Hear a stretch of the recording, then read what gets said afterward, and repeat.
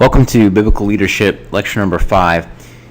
We are going to now begin to take our study of Christian worldview and apply that to specific examples of things that are going on in our culture that we need to bring a Christian worldview into. So the reason I told you that we needed to define what a worldview is, especially a Christian worldview, was so that you would be able to interpret the things around you from a biblical perspective.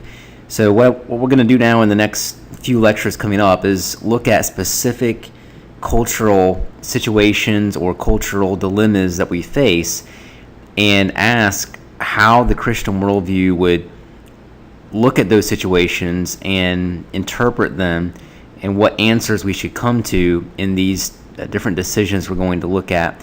How a Christian worldview would help us to unravel maybe some of these difficult situations or difficult things that are faced in our present day culture. So the first one we're going to look at is the abortion issue.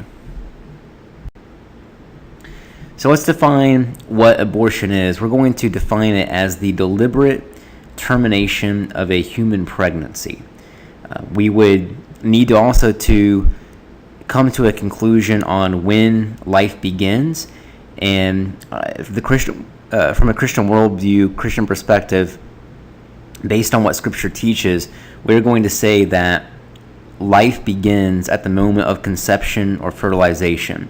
That this is when life begins to develop, and that from the moment of conception, a life is present. Now, in a secular worldview, you might have a different definition of that. They would oftentimes describe an unborn child as a fetus. We're going to prefer to say this is an unborn baby, a child, a human, but it definitely has life, and we're going to explain why we would say that, make an argument for that a little bit later in the lecture. All right, so when exactly does life begin? Based on even a secular textbook. This is a textbook written from a secular worldview. It says that the zygote and early embryo are living human organisms. A scientific textbook called The Basics of Biology gives 5 different characteristics of living things. This will be important to know for test number 1. And these 5 different criteria are found in all modern elementary scientific textbooks. So the 5 characteristics of living things would be that living things are highly organized, they have an ability to acquire materials and energy, they have an ability to respond to their environment, they have an ability to reproduce, and they have an ability to adapt. And all 5 of these would be true of the living human being, an unborn child, even early on from the moment of conception. So they are highly organized. That would involve at a cellular level, the high organization that is seen there, demonstrated there.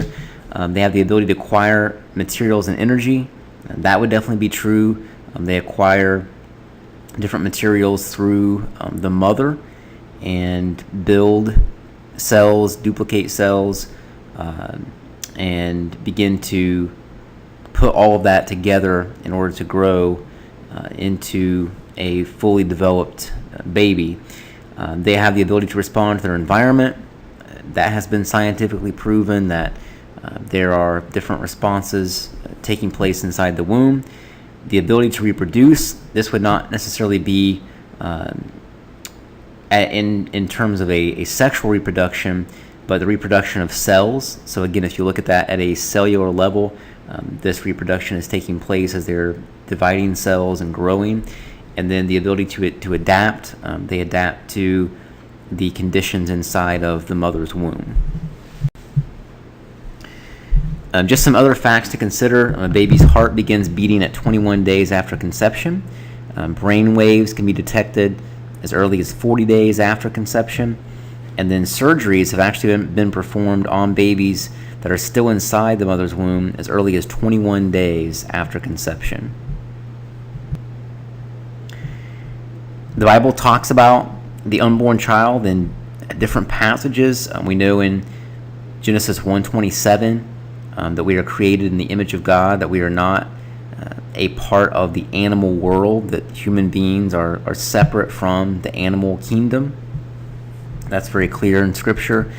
Psalm 139 talks about the way that we are knit together even in the womb.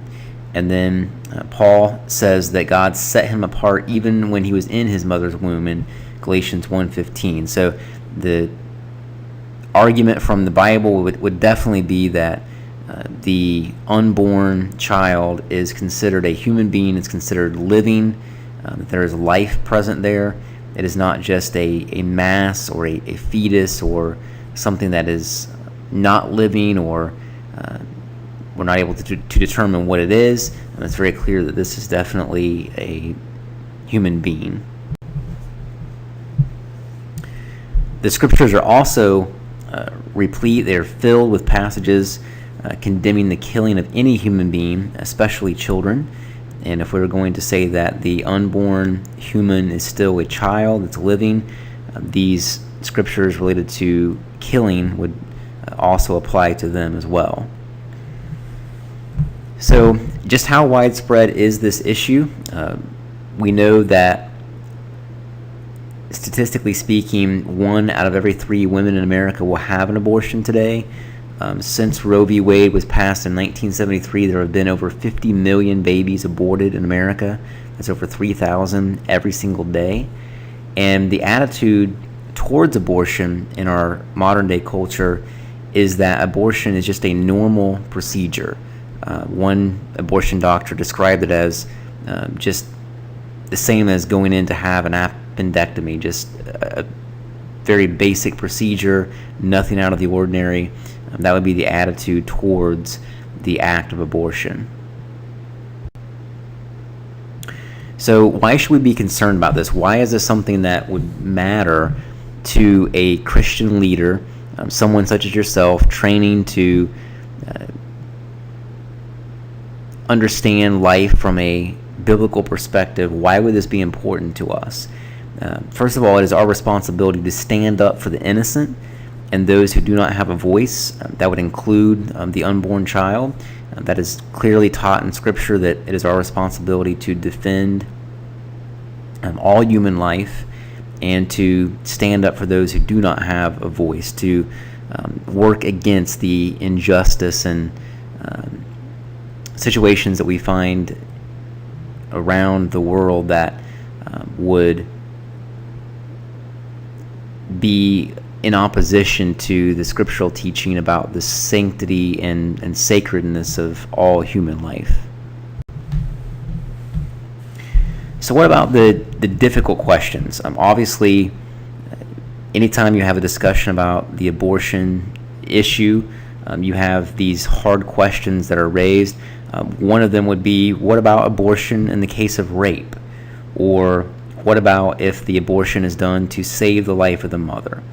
And I think that from Scripture and from a Christian worldview, a Christian perspective, the only biblical answer that you can give to either of those situations is that there is never a time in which you would be justified in taking the life of another human being.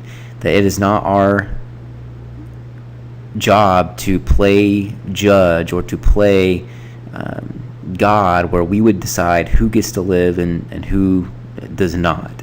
So I know that these are tough situations, and obviously each situation has its own individual nuances, but there are great options, alternatives to the case of rape. You can offer the child up for adoption. Other situations where there would be alternatives to this, but that there would never be a way that you could biblically say it is okay to take the life of that child just because the mother doesn't want the baby for maybe even a reason such as rape. It still does not justify the killing of that child. And there have been many documented stories of mothers that have gone on to have a child in a case of rape or incest have offered the child up for adoption, and that's a wonderful alternative to that situation. Obviously, God does not condone rape or incest, and that would never be something that we would say is okay. However, just because the child is born in one of those horrible situations, it does not mean that the child needs to be punished for that, and that child should have the opportunity to live. God gave that life. He gave it for a reason, and we should defend that life. In situations where the mother's life is in danger, there again, it's not our job to play God. Yes, we need to do what we can, medically speaking, to save both mother and child, but at the end of the day, that is in God's hands, who is going to live and who will not. And there have been many instances where a mother has been advised to take the life of a child only to carry the child full term, and everything is okay, or the complications were not as difficult as maybe once as the doctors thought they may have been at the beginning, and things have turned out okay. So you just never know what will happen, and the easy, not easy sometimes to carry out, but the easiest and simple answer from a biblical perspective is to say that abortion would always be wrong, that there is never a situation in which it would be okay to take the life of a child.